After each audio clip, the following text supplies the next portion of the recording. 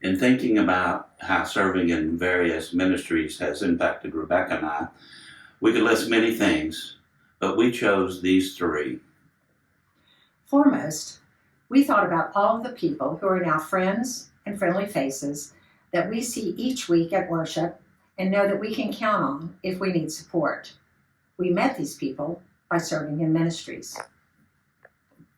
Secondly, it has increased our self-awareness and our self-confidence to put to use our God's given gifts. We feel capable of ministering to others as well as being helped when we need it. We achieve these feelings by serving in ministries. Third, we have realized the impact and importance of serving, even in the smallest of roles. It takes leaders and workers to have a church like Grace in which to gather and worship.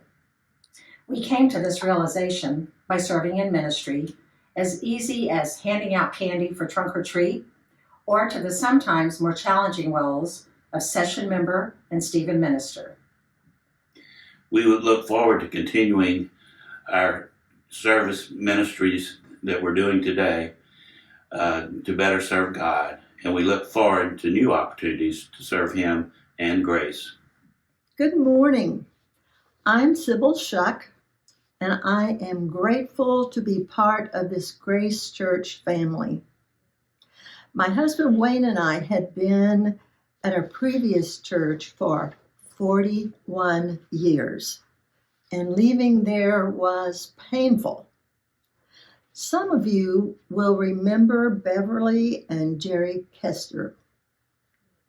Bev and Jerry were our neighbors, and they were a beloved couple here at Grace. Bev kept inviting us, come visit Grace, come visit. And we weren't ready. Bev didn't give up easily. And she kept asking until we finally gave in and said, okay, we'll visit. The welcome we received at Grace convinced us on our very first visit that we had just found our new church home. We both felt we experienced the true Spirit of God when we walked into that narthex. The welcome was warm, it was genuine, and here we are, almost 16 years later.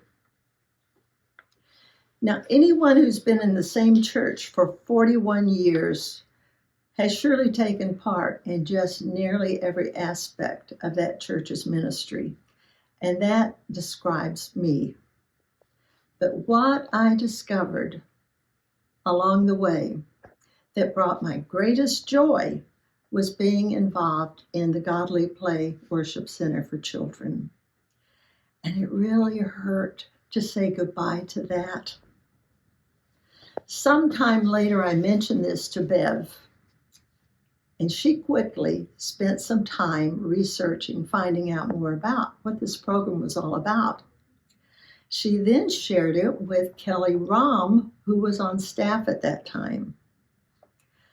And then, guess what? Before long, I found myself giving a story demonstration to the session of Grace. The openness of this congregation to try something entirely new in its ministry to children made a huge impression on me, and it still does. So here I am, still lucky enough to be one of the storytellers in the Godly Play worship experience for our little ones.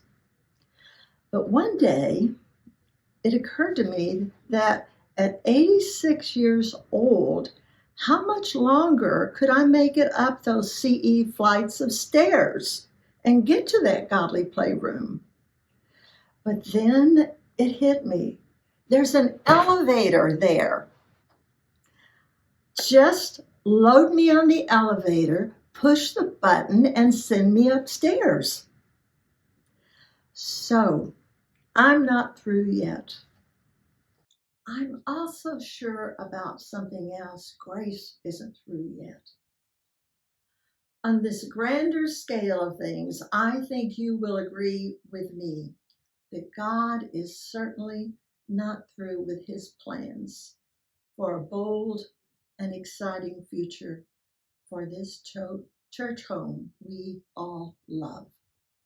So thank you, and as Wilson might say, go be a light. For me, Sybil and I first visited Grace in 2009. I was just a little over a year out from Guillain-Barré syndrome, having plunged me into almost total paralysis. I had spent almost 2 weeks in ICU and on a ventilator, and I was still suffering a little from the residual paralysis. I still had a feeding tube that I was able to conceal under my clothes, but I had this ugly trait sticking out of my throat. And even worse than the proverbial sore thumb, it was quite obvious. And if you think that I talk funny now, you should have heard me then. When I tried to carry on the conversation, people had great difficulty understanding me. And if it was, we were going to converse, they would have to put out a lot of effort to understand what I was saying. It took a lot of patience and perseverance on their part, and quite often folks don't want to invest that much in just talking to you.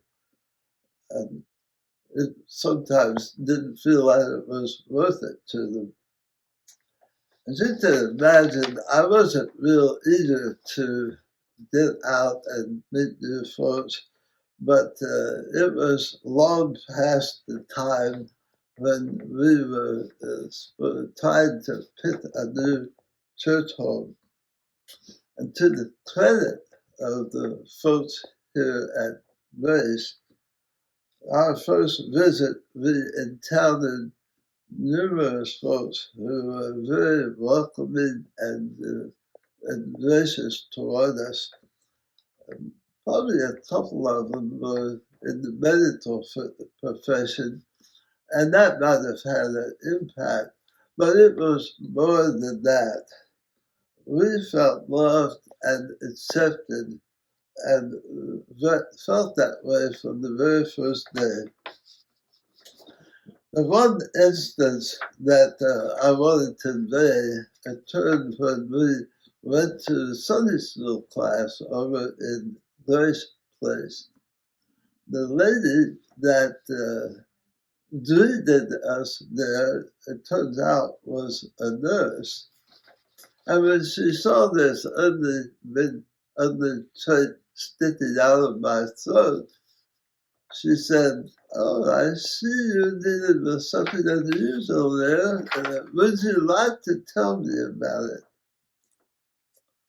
And that was a lesson that I will never forget, because in my pre-Guillain-Barré life, when I encountered someone in a wheelchair or with a deformity, I always thought it was better if I pretended that I didn't see that.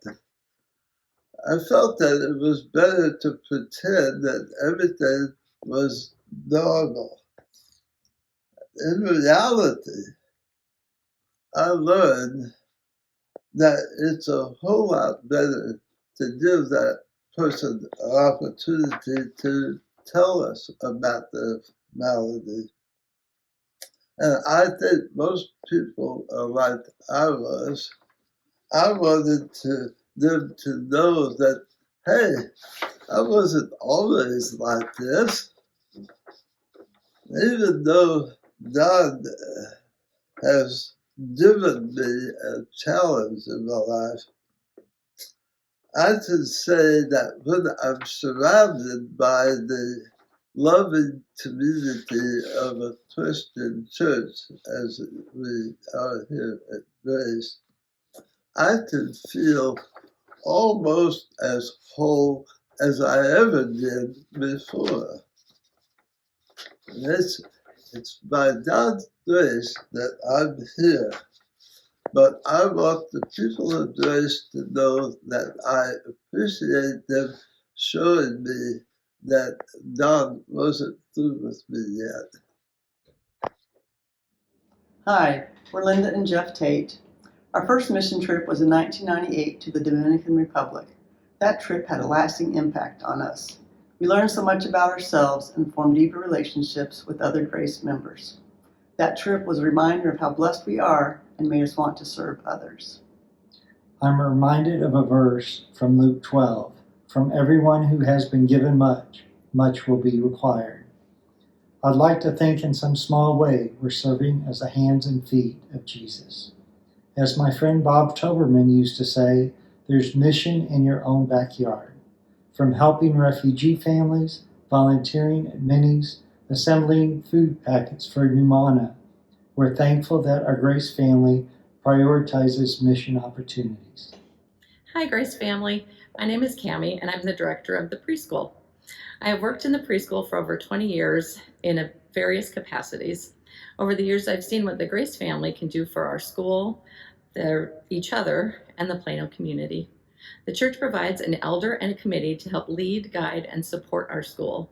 The pastoral staff leads weekly chapel to help teach the children the wonderful stories from the Bible. The church welcomes our families to fun activities like the Fall Festival, the Easter Egg Hunt, and VBS. I continue to be a part of Grace because of the way the staff and the members daily show Christ's love to everyone. Greetings, Grace family. My name is Pamela Snyder, and I've been a member here at Grace since the fall of 2007. However, I've been a Christian since childhood when my parents led me to the Lord after a church rally. As the years progressed, while I didn't doubt my relationship to Christ, I started taking mental notes about the things within my church that I found to be unsettling. Although I had memorized scripture throughout my life and taken part in the music ministry and also taught Vacation Bible School, I realized when my hand was raised to answer questions in Sunday school class, I wasn't being called on. And I had a sense that we seemed to only be focusing on certain topics, and there were many more things in the Bible left to discover. We've been raising our 2 teenage daughters, and I realized the importance of leadership. Yet I noticed I didn't see any women in leadership roles within my faith community. I spoke about this with my husband, Scott, and through prayer and research, we found out that the Presbyterian Church was a better fit, and the search was on. Before long, we were led to Grace Presbyterian. When we visited, I made sure that we were sitting close to the choir, and I found myself reaching out to the connection card to sign up, and of course, with a little bit of a nudge, my husband was willing to do so as well. Pat Harris encouraged me to take a leadership role in choir, and the next thing I knew, I was planning a choir banquet. I'm not quite sure how it happened, but one Sunday, the pastor asked me to join the search committee for a new choir director. Then I received another tap on the shoulder. Say, isn't it true that you work in human resources? We would love to have you join the personnel committee. One thing was made clear to me. There would be no limitations on leadership opportunities for women. And with the love, guidance, prayer, and working in community, I felt that I could make a difference and that I could truly grow in my faith. Now I'm learning new stories and people from the Bible that I never even really knew about, like Esther and Lydia. When we drive to church, I'm excited and my joy has returned. It isn't through obligation or expectation, it's by choice that we are here. Well, several years ago, Nancy Frazier from the Mission Committee tapped me on the shoulder and asked me to volunteer just a couple of hours a week at Minnie's Food Pantry. And me saying yes to that changed everything for me. That yes gave me a purpose that I didn't even know I was missing in my life. By volunteering at Minnie's Food Pantry, it turned into a job. And then when my life fell apart during my divorce, I was able to support myself and my children through that job, thank goodness. That yes gave me a family. My Minnie's family is there for me, and I didn't even know I was missing out on that. And lastly, that yes to the mission committee gave me a voice that I didn't know I had, a voice for myself to speak to others and the ability to speak for others. I didn't know I could do that. I'm grateful every day to Grace Presbyterian Church for this opportunity to serve on that mission. Thank you very much. We benefited personally, our family benefited immediately from the children's ministry when we joined Grace. Our kids were embraced and loved so well by the Sunday school staff and Pastor Kara. They met our kids where they were, recognized, provided the support and accommodations they needed. They emphasized their strengths and what makes them special, and they built a safe and welcoming group of children who all love and support one another. Our kids are truly heard and accepted, a major keystone of what we were seeking in a church family. I'm so hopeful that these relationships will sustain them well into their teen and college years, and that all starts and ends with the foundation and teachers and support that Kara provides. I couldn't be more grateful for the children's ministry and all the benefits our family receives from each of the leaders. The grief group is another ministry near and dear to my heart. When my mom succumbed to breast cancer just over 3 years ago, I joined and brought my dad along. I had no expectations or understanding of how and what could be done to mitigate the agony of loss, but the framework was so helpful, allowing us all to voice our story, our fears, and the deep sadness of grief, and most importantly, to share the essence of those we lost. I was buoyed by the common ground I found with the other mourners, both in their feelings of loss, desperation, anger, confusion, and shock, and also by the stories they shared that brought the lives of their cherished ones into focus. We gained perspective from each other's insights, gentle suggestions on how to cope and how to view those relationships in death's aftermath. And everyone was so kind and tenderly respectful of our shared but also widely varied experiences of loss. And in setting that tone and scaffolding for this group, the leadership is outstanding, and the materials were more helpful than I could have imagined. The quilt ministry ties in so wonderfully with the grief group. We have some incredibly talented quilters among us who craft professional level works of art. Using that as a ministry to those suffering loss, to parents celebrating births, and the fundraising function of the quilt sale is a huge benefit to us all. Allowing anyone to tie a knot symbolizing a prayer for the recipient made me feel so special and deeply cared for. The quilt team's tireless work and their gorgeous creations bring so much to our church family. I use the quilt they gifted me every single night, and as a quilter herself, I know my mom would love it. I'm now done with my deacon service, but being a member of that ministry was an eye-opening experience. There's so much that the church body does for those among us who are suffering or in need of help that I didn't realize. Scheduling rides to transport people to Sunday services or doctor's appointments, bringing communion to our homebound members, new member luncheons, so many other functions is the true heart of how a family should function within the church. There's no shortage of volunteers within and outside this organization when someone has a need. The servant hearts of our deacons are relentlessly affirming for me. The music ministry is another lifetime love of mine, and the Grace Music family brings opportunities to every member to participate and benefit from their expertise and commitment. The handbell ministries for every age and for our children and youth choirs are wonderful ways to foster a love of music generally, but especially in worship. My kids have learned so much over the past few years in this setting, and it brings back memories of my own child and youth choir adventures. Their sweet voices raised in praise, the concentration while they're ringing, the triumph of learning something new, and the confidence gained in performing are priceless to them and to those of us enjoying the fruits of their labors and their instructors' diligent work. And for me, the opportunity to participate in choir for the first time in decades was a real treat by joining the festival singers. I'm continually impressed by the performances of our adult choir and the outstanding leadership Michael provides. It was rewarding to play a small part in that ministry myself, and I look forward to revisiting the opportunity again in the future. I haven't even mentioned the contemporary performers and Trent's leadership in Sunday morning service. They bring a fresh perspective to raising our voices in joyful praise in which we can lose ourselves in a meditative musical experience. I've really enjoyed the moms group participation opportunities that bring us together, not only to read enlightening books and discuss them, but also to provide an environment where we can support each other through parenting challenges and share ideas.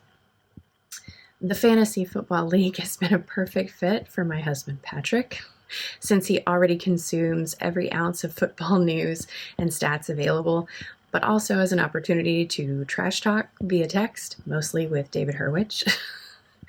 We have an award-winning day school in a very competitive environment here in Plano, and it provides an outreach opportunity since most of those children are not members. Similarly, our VBS fills up more and more rapidly every summer for both members and visitors, and SMAC develops new skills and provides an outlet for expression.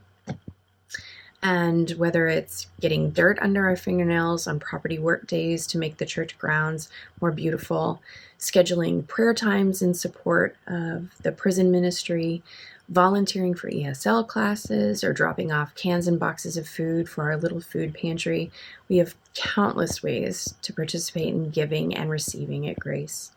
There are so many ministries I didn't even mention here, but we, the church, are doing amazing things to serve each other and our community.